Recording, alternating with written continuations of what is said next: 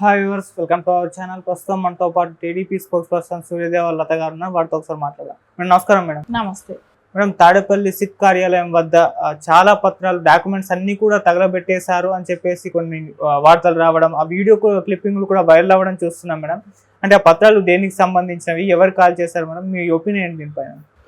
జగన్మోహన్ రెడ్డికి ఎలా అనిపిస్తుంది అంటే, నేను దొంగనయ్యాను, అందరూ దొంగలు అవ్వాలి అని చెప్పేసి ఎప్పుడు కూడా అదే ఆలోచించబట్టే కదా నారా చంద్రబాబు నాయుడు గారి మీద స్కిల్ డెవలప్మెంట్ అని ఒక కేసుని క్రియేట్ చేసి దానిలో ఇప్పటికీ ఎన్ని కోట్ల అవకతవకలు జరిగిందని ఇప్పటికి కూడా ఒక క్లారిటీ లేకుండా అలాంటి కేసును పెట్టి ఆయన మీద అప్పట్లో ఆయన మీద ఎఫ్ఐఆర్లో కూడా పేరు లేని వ్యక్తిని అరెస్ట్ చేసి ఛార్జ్షీట్లో 36గా ఉన్నాయని ఇప్పుడు A1గా చేసి ఇంకా ఇట్లా చేస్తున్నది మనకు తెలిసిన విషయమే. ఎందుకంటే జగన్మోహన్ రెడ్డి ఆల్రెడీ జైలుకి వెళ్ళాడు కాబట్టి ఆయన మీద 43,000 కోట్లు ఈ స్కామ్ ఇది ఉంది కాబట్టి 14 కేసుల్లో ఆయన A1 ముద్దాయి కాబట్టి సో ఆయన కాకుండా అందరినీ అలాగే క్రియేట్ చేస్తే అందరూ అలాగే అవ్వాలనేది ఆయన ఆలోచన విధానం అనేది మనకు అర్థమైంది గతంలో నుంచి చూస్తుంటే కూడా.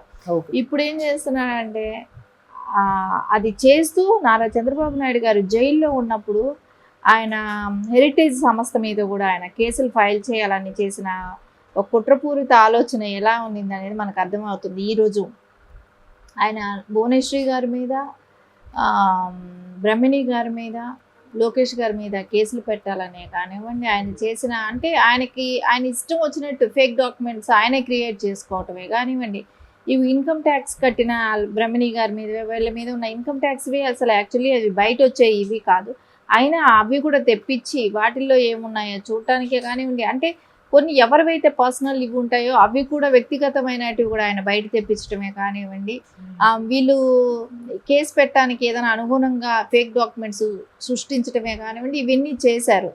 చేసిన తర్వాత అది ఎక్కడా కూడా మళ్ళీ రేపు పొద్దున కోర్టులో వేయాల్సి వస్తే అది నిలబడదనే కానివ్వండి, అది కూడా కాకుండా నారా చంద్రబాబు నాయుడు గారిని అరెస్ట్ చేసినప్పుడు ఆయన మీద ఇది అంటే ఆల్ పార్టీస్ కూడా సో ఇది ఖండించారు, ముక్త కంఠంతో ఖండించారు. సో ప్రపంచవ్యాప్తంగా కూడా ఖండించారు. సో ఎక్కడా కూడా ఆధారాలు అనేది దొరకలేదు. అలాంటప్పుడు ఈ హెరిటేజ్ని కూడా మనం ఎందుకు తల మీద పెట్టుకోవాలని చెప్పి అప్పుడు ఏమైనా కామ్ అయిపోయాడేమో. సో తర్వాత ఇప్పుడు ఏమైందంటే ఈ కూటమితో కలిసిన తెలుగుదేశమే కానివ్వండి, సెంట్రల్ ఎన్డీఏ అధికారంలోకి వస్తుందనే కానివ్వండి, తెలుగుదేశం ఏపీలో గవర్నమెంట్ ఫామ్ చేస్తుందనే కానివ్వండి, వీటి అన్నిటి మీద కూడా ఆయనకు ఒక అవగాహన రావటం మొదలైంది. ఆయనకి సొంత ఇంటెలిజెన్స్ వాళ్ళు కూడా ఓడిపోతున్నాం అనేది ఒక క్లారిటీ ఇవ్వటమే కానివ్వండి, ప్రశాంత్ కిషోర్ గారు లాంటి వాళ్ళు కూడా ఓడిపోయే అవకాశాలు ఖచ్చితంగా ఉన్నాయి జగన్మోహన్ రెడ్డి అనేది ఖచ్చితంగా ఆయన చెప్తున్నాడు కూడా కదా. ఇవన్నీ బేరేజ్ చేసుకున్నప్పుడు ఆ రోజు దానిలో పనిచేసిన అధికారులే కానివ్వండి, రేపు పొద్దున తెలుగుదేశం గవర్నమెంట్ వస్తే దీన్ని మనం చేసిన ఈ కేసు ఎఫ్ఐఆర్ చేయటానికి మనం ప్రయత్నించడమే కానివ్వండి, దీనిలో ఉన్న లొసుగులే కానివ్వండి, మనం దీనిలో ఫేక్ డాక్యుమెంట్స్ సృష్టించడమే కానివ్వండి, సిఐడియే కానివ్వండి, సిట్ అధికారులే కానివ్వండి, వీళ్ళకి ఇద్దరికి కూడా రఘురామరెడ్డి అనే అధికారితో ఆయన ఏం చేశారంటే మొత్తం ఈ ఫైల్స్ అన్నీ కూడా తీసి తగలబెట్టే కార్యక్రమం చేయటం జరిగింది. ఎందుకంటే అవి బయటపడితే రేపు పొద్దున వీళ్ళందరూ జైలు పాలు వెళ్ళాల్సి వస్తుంది. ఎందుకంటే లేని కేసుని ఎలా బరాయించడానికి చేసిన అక్రమమైన పనికి ఖచ్చితంగా వీళ్ళందరూ జైలుకి వెళ్ళాల్సి వస్తుంది అనే దాంతో ఆ ఫైల్స్ అన్నీ కూడా తీసి తగలబెట్టడం, దాన్ని వీడియో అంటే బయట నుంచి వేరే వాళ్ళు వీడియో తీయటం, అది ఇప్పుడు సోషల్ మీడియాలో కూడా ఫుల్గా వైరల్ అయ్యి తిరుగుతుంటమే కానివ్వండి, ఈ ఎంత కుట్రతో కూడుకున్న పని అనేది ఇప్పుడు స్పష్టంగా ప్రజలందరికీ కూడా తెలుస్తుంది. అంటే ఇప్పుడు భారతి గారి మీదే కానివ్వండి, అంటే సాక్షి మీడియా మీద ఉంది, భారతీ సిమెంట్స్ మీద ఉంది, ఇవన్నిటికీ ఆవిడ చైర్మన్గా ఉండటమే కానివ్వండి, దాని మూలన వాళ్ళు ఎలాగో బయట వస్తున్నారు ఇప్పుడు కేసులకి.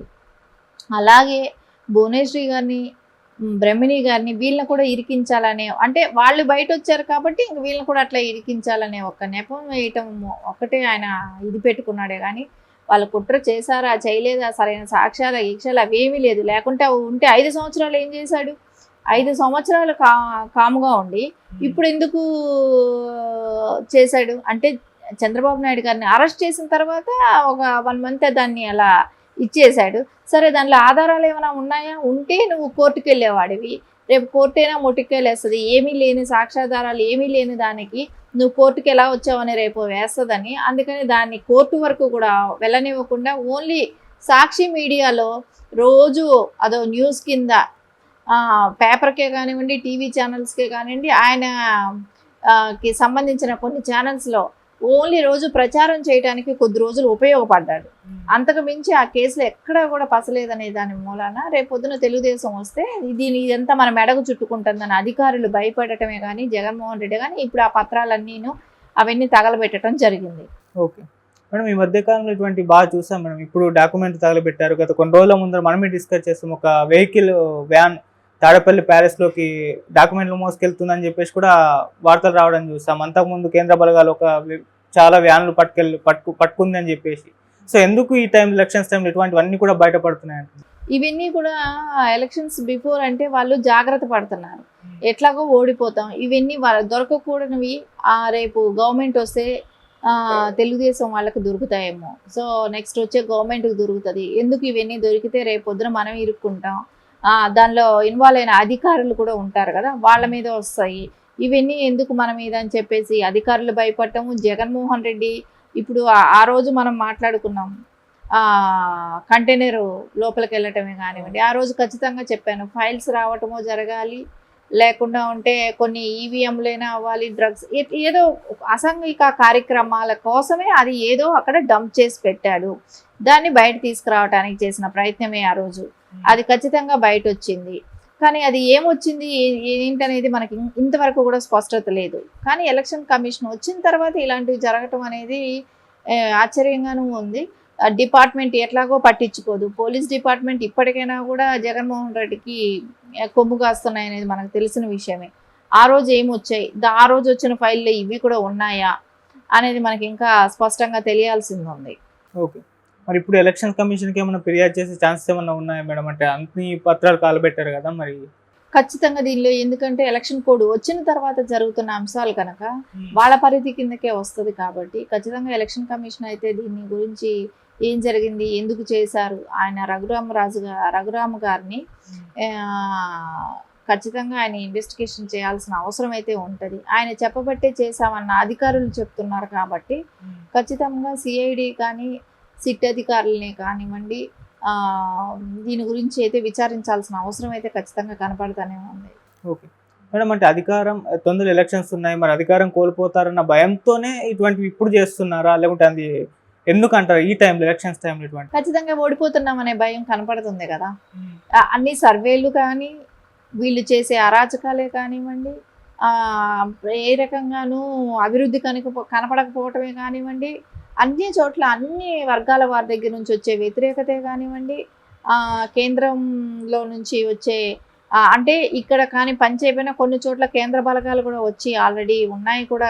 అంటే ఎందుకంటే తెలుస్తూనే ఉంది ఇక్కడ పోలీసులు ఎలాగో జగన్మోహన్ రెడ్డికి కొమ్ము కాస్తారేమో అని కేంద్ర బలగాలు కొన్ని నియోజకవర్గాలకు రావటమే కానివ్వండి, ఇవన్నీ చూస్తుంటే ఖచ్చితంగా జగన్మోహన్ రెడ్డికి అనిపిస్తుంది కదా ఎలాగైనా మనల్ని అరెస్ట్ చేసే రేపు పొద్దున ఈ కేసు కూడా వస్తుంది, సీఎంగా ఆయన దిగిపోయేటప్పటికి ఆ కేసులు కూడా వస్తాయి. సో సీఎంగా ఉండాలని పదిలంగా ఉండాలనే దానికి కష్టపడుతున్నాడు, అది పోయే ఛాన్స్ వచ్చింది. రేపు ఇంకా ఆ కేసులు కాకుండా ఇంకా కొత్త కేసులు మళ్ళీ చుట్టుకుంటాయి ఎందుకు అనే దాంతో ఇప్పుడు భయపడటం అయితే ఖచ్చితంగా ఓడిపోతామనే భయం అయితే జగన్మోహన్ రెడ్డికి స్పష్టంగా ఆయన మాటలు ఆయన హావభావాలే కానివ్వండి ఖచ్చితంగా మనకు కనపడుతూనే ఉంది. Okay madam, thank you so much. Thank you.